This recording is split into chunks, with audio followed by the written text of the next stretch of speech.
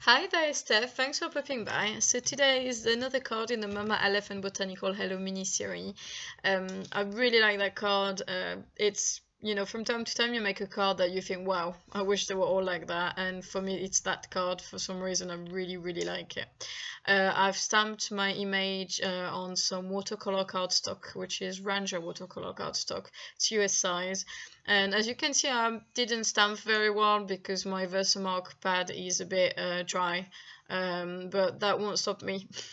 I will fix it later, so don't worry about it. If you have a similar problem, don't throw your card away. Just use a gel pen later on and just fix it like that. It would be silly to waste a piece of cardstock. You can perfectly work with that. So anyway, I started watercoloring with some Brusho. And you may have seen, or you may see in the future some of my other videos, most particularly the Altenue Tulips one, where I've really struggled with Brusho. I've done the tulips before I did this card, but by the time they come out on YouTube, it may be the other way around. So just to give you a bit of timeline, I've done the Altenue tulips with Brusho before this card, and I really struggled. Like, to the point where you're like, I need to keep going, but I don't know what I'm doing with that paint. It's really hard to use. I'm not getting the result I want, and so on. And I was doing a card which ended up in the bin before that one. Yes, it does happen from time to time. I get rid of cards, but it's not too often. And it was just too dark. It was too intense. The pigments are very strong in that paint. It was just too much. I looked at it and I'm like, oh, duh. So for this card, it was the same day. I decided to literally water down my pigments, and for some reason it worked. And I know for Gansai Tambi, I think you need to put quite a lot of water, I understand. I don't know because I got rid of mine because they did my head in. But I understand you're supposed to water them down a lot.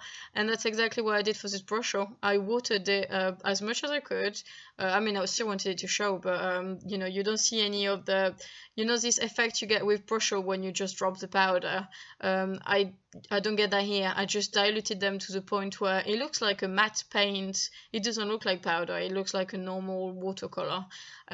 So that's what I did with it, and I'm actually really pleased with the result, particularly once it dries out.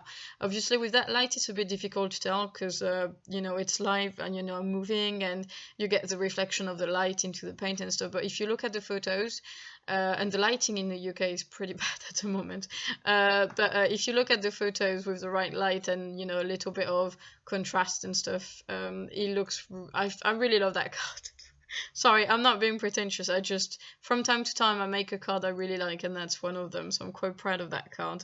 It's very simple coloring. I just go round and round. It didn't take more than an hour to do that card, and I'm just really pleased with it.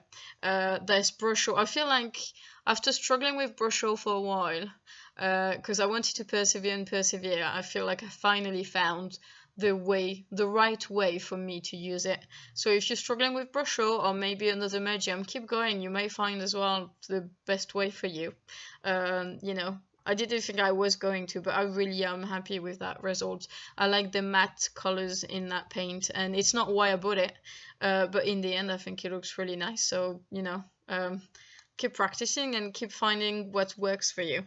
So anyway, here I've colored simple yellow flowers with really watered down yellow, and then in the middle I added hints of orange, and then I kind of removed the paint because there was too much and I didn't want a lot of contrast on the flowers, so I just pick it up with my brush or a piece of tissue, and I basically have a tissue in my hand for the whole length of that video. You can't see it, but I use it all the time, just to dry my brush really, and just pick up the extra color from the flower. So when it's just too much, just pick it up, lift it off with your tissue, and just put more if you need to, but at least you have that option to take it off if you want to. And then for the hello I did orange, and then I added some red. I mean, it's very subtle, you can barely see it actually. So here I take a black glaze pen and I'm starting to kind of fix where the embossing powder didn't work out very well, and then I thought I need to turn that card around in order to not, that glaze pen doesn't dry instantly, so you need to go around in order for it to dry, otherwise you're going to smear it on your paper. It's a bit silly. So here I decided to fix it, and then I thought, oh, it'd be nice to have a bit of shading with that glaze pen. I really like that glaze pen. Since I bought it, I've used it on so many cards, and it really has a good effect on this kind of card that have a hand-drawn feel, and I think that card it works really well with that card as well. And it adds dimension. It's a pretty flat card. The colors are quite, you know, the matte. There's not a lot of glitter. I mean, I will add glitter after, of course, because it's me. But there's not a lot of glitter. And I think this glaze pen adds a little bit of dimension throughout the card that you need. I'm not too much for sequins and stuff at the moment. I don't do a lot of, you know, drops and enamel accent and that kind of thing at the moment. I'm more into the glitter and the accent with pen and gel pen and stuff like that.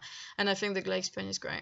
So here I add a little bit of orange Copics Pika-A-Tu glittery pen, sorry, and I just go around and I just add it onto the orange and a bit on the yellow, and then I will use a red one, which I will add on the more shade, like center of the flower, basically. So I'm kind of going over the darker parts. It kind of intensifies the shading without it being a full color, so it kind of blends with your flowers, but it does somehow intensify it, so I think it's quite nice.